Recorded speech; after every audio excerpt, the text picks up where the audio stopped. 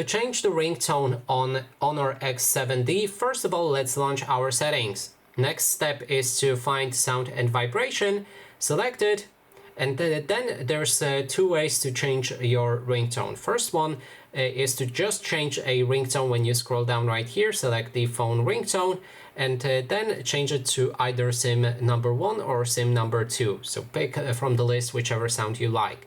You just need to click on apply if you like that sound.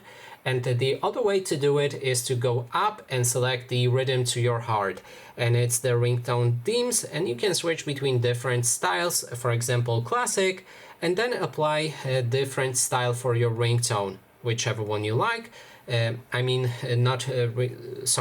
Let's just select the classic, and then it will apply the specific sound from one style onto all of the notification sounds like ringtone, message, alarm, and notifications. Just hit apply and then change it to one of the SIM cards or both of them. And that is basically everything. Thanks so much for watching, and if you like this video, please consider subscribing.